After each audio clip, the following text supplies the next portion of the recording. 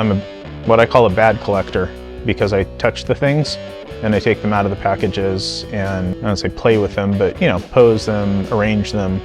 I like to see the things displayed, and even with the best packaging, it's a distortion of what the art is inside the package. I was really passionate about a lot of different things that seem to be somewhat unrelated until I discovered that what I collect is art, and the way I apparently subconsciously was approaching collecting was from the standpoint of art. It was appreciation. It was appreciation of a sculpture or appreciation of the engineering that goes into a posable figure. Pre-production film artwork, that's a large part of the quote-unquote props that I've collected is original artwork. I draw a lot of inspiration from people, particularly like Ron Cobb.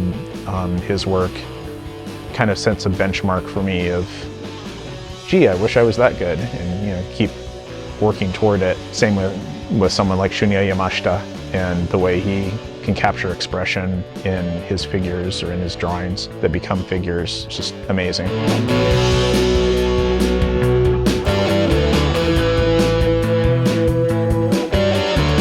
My name is Earl Shepherd, and for a career I'm an investor and I'm an artist, and they don't really have anything to do with each other. Besides, the investment allows me a lot of freedom in the art that I pursue. I'm a painter primarily, although I started in drafting and technical illustration, architecture. There was a time when I was very intent on becoming an architect, and I ended up quite accidentally taking a painting class in college and sort of fell in love with color and how you can use it and textures and all those things. And this is the first thing I ever scratch built. And this is all Adam Savage's fault because he did a video about working with styrene, and it was so exciting and simple and approachable that I wanted to do it. This is a fictitious shotgun pistol for the Fallout universe that has magnet indexing and stuff, interchangeable threaded, in this case glass breaker, muzzle brake, but I also made a silencer for it that of course is only ornamental. And the grip, which I formed over a wood buck, but it's made out of Kydex, just like a real grip would be. You can take these two screws off and slide it off, and then haven't made it yet, but my plan was to make a carbine stock for it so it could be modular and interchangeable just like the weapons in Fallout are. The three-dimensional part of my artwork is fairly recent, although I always built models as a kid. I didn't make my own stuff from scratch or do anything that I would say is really aligned with the prop industry or making on that level until very recently. And that stemmed out of necessity from collecting, because when you collect a lot of things, by law of averages, something's going to arrive broken at some point, and no one's going to fix it but you. So you learn how. And one thing led to another, and I've found that I'm actually pretty darn good at fixing and sculpting and paint matching and all those little things. And so now that kind of opened a door, several doors, into other avenues that are very interesting. I'm a big car guy, and I don't collect cars, but I don't sell the cars that I have because I purchased them for a reason, and they're wonderful for their individual tasks. And I'm quite enthusiastic about my cars, other people's cars. Two of my own cars I've hand painted, and the first one was a BMW. And then the second one was I wanted to take this idea of an art car and apply it to a domestic muscle car, which I coincidentally have a '64 Studebaker Avani, and its paint was terrible and needed restoration anyway. So I was like, all right, I'll see what I can do with that. And 1,300 hours of painting later, that was done.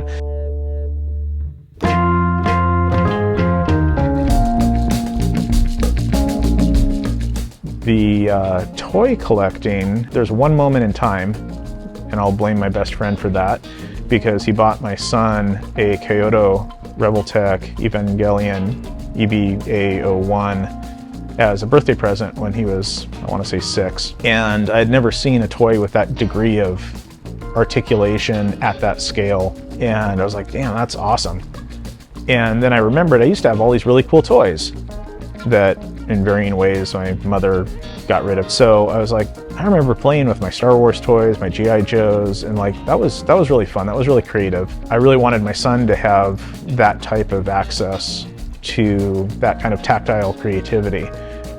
And so I went on eBay and started looking for all the stuff I used to have. Best toy ever was the old AT-AT, super durable. Like I literally could not break that thing. And I was like, that would be a great one to get. And I found one that was reasonably priced and got that. And one thing led to another. And then I remembered that I used to have a bunch of old Robotech stuff. And then I found out they made new Robotech stuff. And the new stuff is actually even cooler in some ways. Well, not cooler. No, it's not cooler. It's better engineered than the older stuff. The older stuff is cooler because it's vintage. And then at the same time, I was getting more into anime, primarily like the storytelling and the art form that goes into creating it. It's insanely deep and varied and so many different styles and genres and subject matter and levels of appropriateness for different ages and all that. So it's a pretty deep pool to dive into. I've always been a very good artist when it comes to technical illustration, and I've always considered myself very bad at cartooning. I'm very bad at drawing people, organic things without a clear reference that I'm drawing from. And so watching anime, I was like, you know, I want to learn how to do that. It dovetailed in with collecting figures because I was then able to see things with a three-dimensional representation and better understand the forms that I was trying to represent two-dimensionally with a line. So yeah, so the collecting started with that, and then it just grew and grew. It grew vertically and horizontally, so to speak. There was more depth in terms of new figures and items versus vintage. One of the things I really enjoy doing is juxtaposing completely unrelated series with each other with objects of the same scale. So I finally, and actually this was in a way a sort of unicorn for me, was finally getting this Bandai 144 scale Apollo 11 Saturn V rocket, which is enormous, and everything else on this platform is within reason 144 scale, including this little Kariage shop that's actually 150 scale, but hey, that's close. And this Gundam robot, little astronauts, the Sherman tank. And I get great amusement out of seeing something that we think of as so big, which they are, Gundam robot, very big, dwarfed by the Saturn V, while at the same time dwarfing a two-story building and these little astronaut dudes who, you know, if you know anything about astronaut suits, they're not little, they're pretty ginormous compared to the people inside them. So here around the Queen, for obvious reasons, I put the various aliens stuff. And some of these are real props, some of them are replicas, one's a kit, that pistol, and various other things. So how serious am I about displaying my collection? I am very serious about most things, too serious. Well, I don't care about the objects. I care about what the objects represent. To me, they're a touch point to some other very talented artist's life's work, or a part of it, and also to the contextual meaning that the thing has for other people. So in the case of props in particular, like movie props, those have a wide effect on a lot of people, and you know, I'm gonna die at a certain point and then they're not gonna be mine anymore, they're gonna go to somebody else, and I want that transition to be smooth. I want the item to be well cared for so that it can be passed along and preserved for as long as possible. So to that end, yeah, I'm very serious about it. I had studied a bit on UV light and HEV and plastic degradation, depolymerization, things like that. So I've done a few things in my warehouse here, like mixing my own tint for the skylights that blocks a lot of the HEV light that actually causes, in my opinion, more damage to plastics than UV does. And all of the items that will fit in cases are in cases. And then those cases, just to keep dust off of them, got brush strip on everything.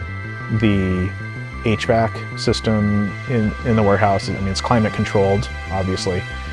But then on top of that, I've got good filtration, and the filters are changed regularly. Trying to do everything I can do within reason to keep things tidy. As far as the actual visual aspect of the displays, that's a bit of a mess right now. I liken it to what a friend of mine once said, it was like a bowl of M&Ms. It's intense, it's very colorful, and it doesn't show things individually very well. Everything is kind of fighting for space at the moment. I have some plans that will help to mitigate that in the future, but we're not there yet. And as every collector knows, it's a process. It's not a It's not a point in time that's, oh, we're done now. There's always going to be change and hopefully forward progress. This pumpkin head, which I call an unaction figure because it was originally an action figure, and the joints were quite bad. The fit on mine, as it is older, the fit was really poor, and I couldn't really display it as is. So that snowballed into a real big project of hiding all the seams, fixing it in place in both pose, making a base, and then completely repainting the entire thing, which Alec Gillis was kind enough to answer some of my questions on Instagram about color and contrast and a few other things. And actually, he was really helpful in me getting it to the point where it is now. A lot of times in my life, I've learned new skills out of necessity. To that end, when I started collecting and get, say, a resin figure and, oh, its arm broke off during transportation and it's not that expensive, but it's rare. So you don't want to send it back, but also you can't display it as is. And so you learn things, you learn how to fix. Thankfully, I'm already a pretty good painter. I have a good eye for color and for texture and sheen. As far as the physically larger collection, when I got into prop collecting, which was maybe only the last 3 years or so, I ended up being fortunate enough to wrangle both in fact you can see it behind me, a full-scale Alien vs. Predator Queen crown that Studio ADI produced that wasn't used for the movie. It was used as a test paint panel for Independence Day 2 for the cockpit they were doing. I loved the piece. I loved that it had 2 different paint jobs on it and it was unfinished in the center.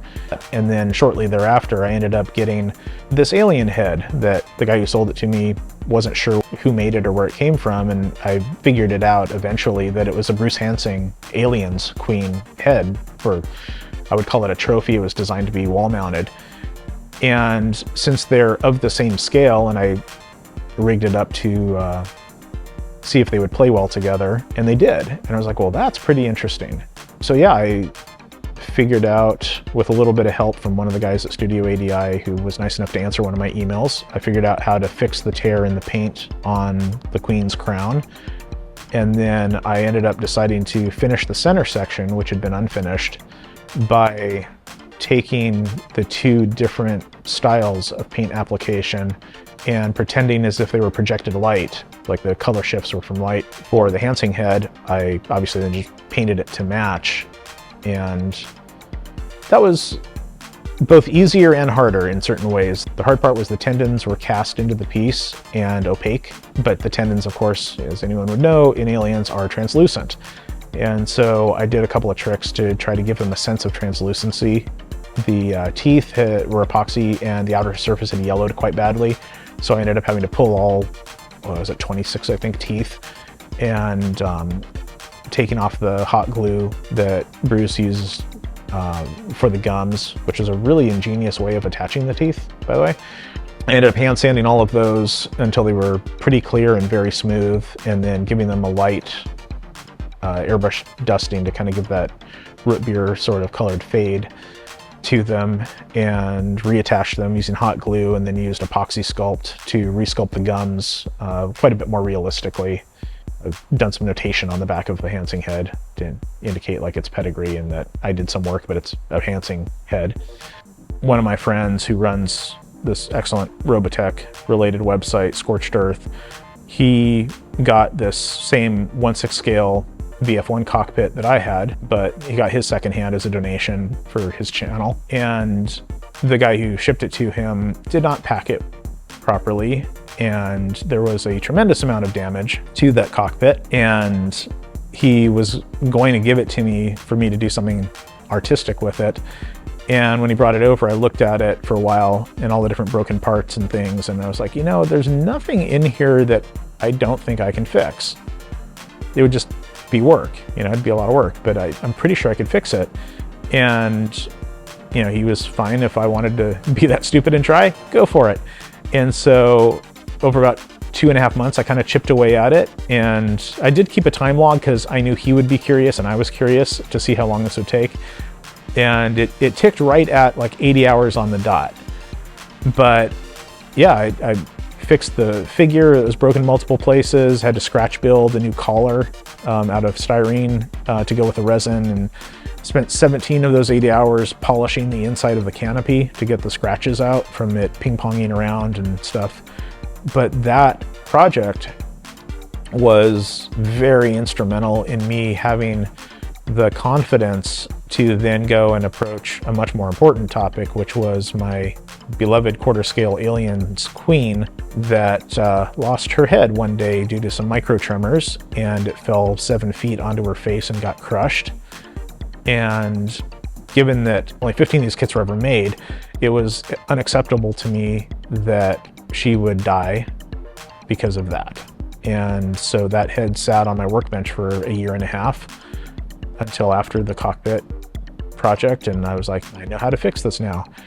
Yeah, one thing led to another, and then that's what led to the Green Queen, or what I call the Green Queen project behind me. I don't really have unicorns. I have things that I would say, this is my favorite thing, but then there's, you know, like 10 of my favorite things, right?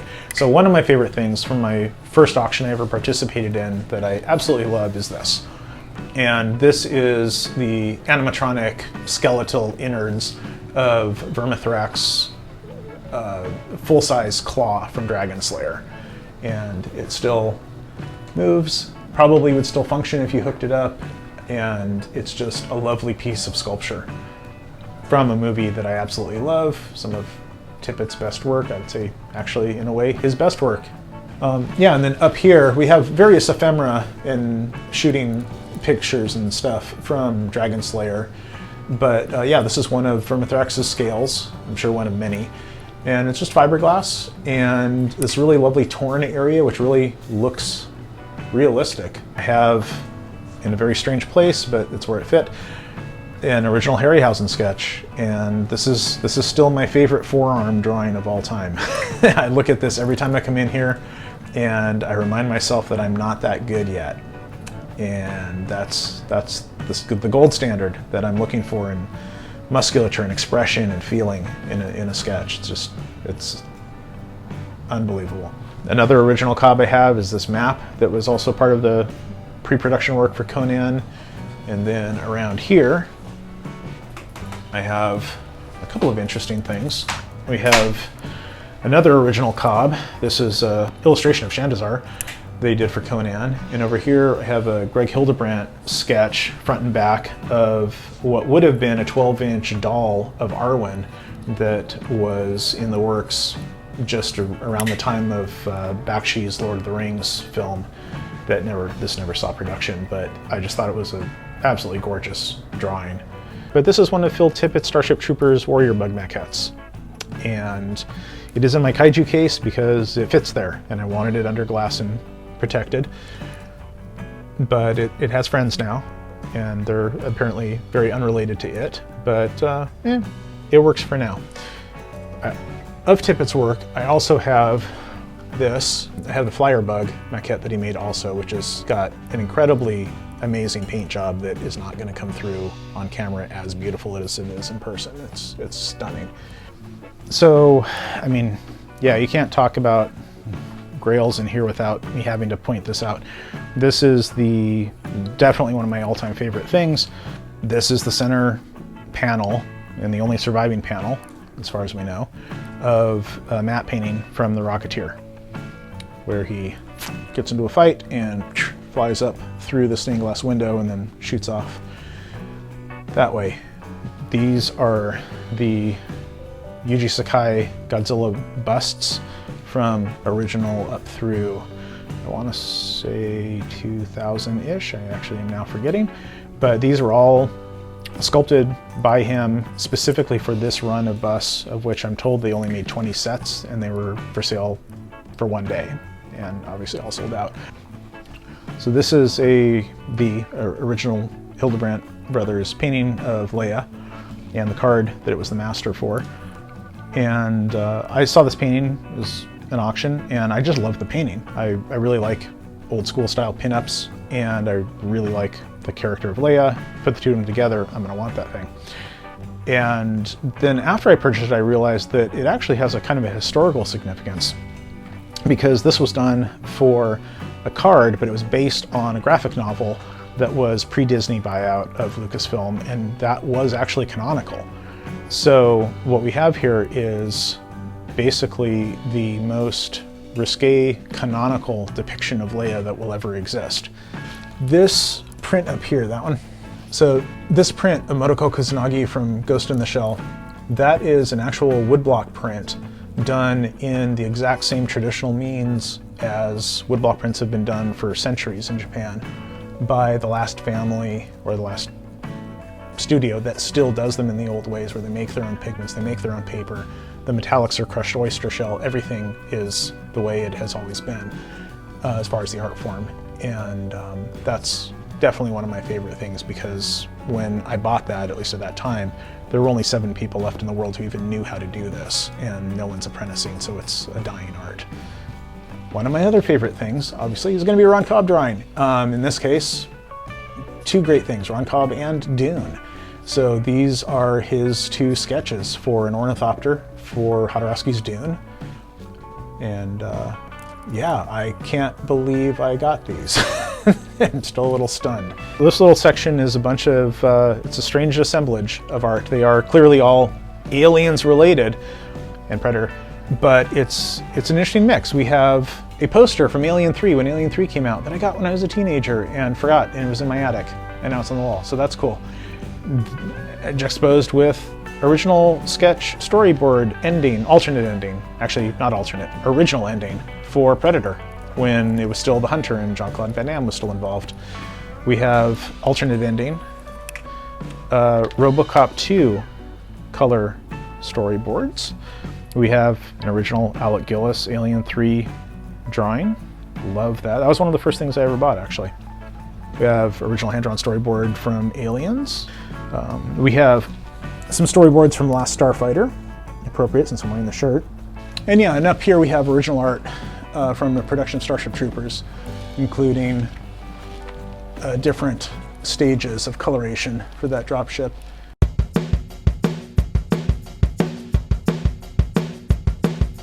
When I last checked, I have, including pre-orders, 14,267 items. And no, they are not all displayed because I only have room to display maybe 3,000 of those at the most. So that creates quite an issue. And it's a frustrating one to me, and it's one that will be resolved pretty soon. As far as what gets displayed, well, that was determined by category first, because there are certain things where I was like, well, I know I want a case of alien stuff. I know I want a case of kaiju stuff. And then there's a ton of anime stuff, different categories, kimonos in particular. I love kimonos, so any figures that are kimono related, okay, that'll be a case. One case is all 6-scale Star Wars, because that tracks, and so on. Do I keep the boxes? Yes, whenever I can, unless they are a relatively low dollar item and non-vintage, of course. I would keep any vintage box. But with this many items, the box storage becomes untenable. So anything that is, 50 bucks or under, sorry, but the box has to go. If there's cool art on the box, I'll cut it out and either save it for framing, or in a couple cases I've framed it and put it on the wall as an art piece. Because again, this is apparently an art collection, not a toy collection. So, art on the wall. So as far as determining what goes into the cases, my hand is forced a bit when I moved in, because there was stuff that I was unboxing. There was some of my older collection stuff that I was able to access, but a lot of it actually is still boxed because I had such an influx of newer items that they just kind of elbowed their way in.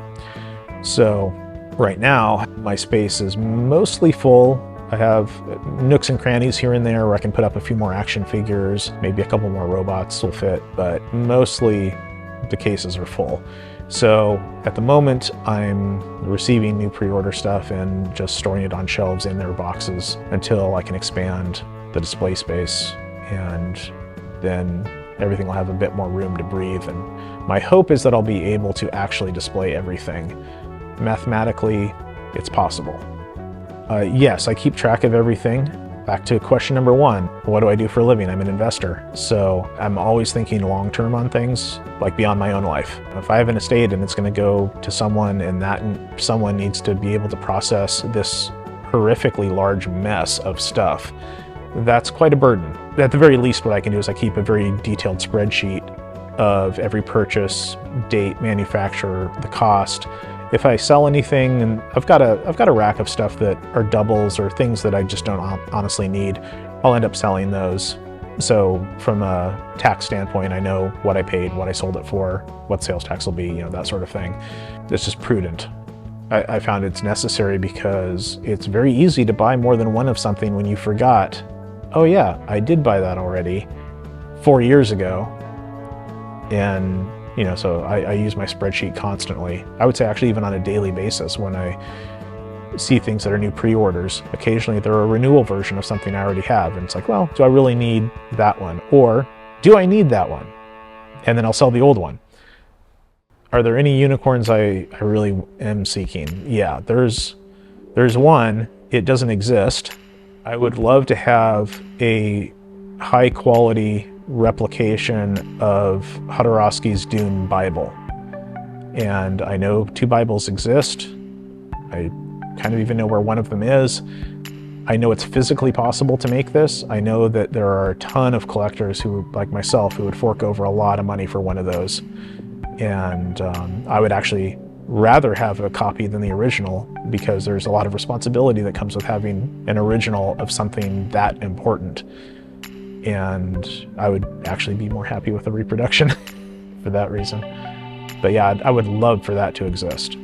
Someone should make that exist.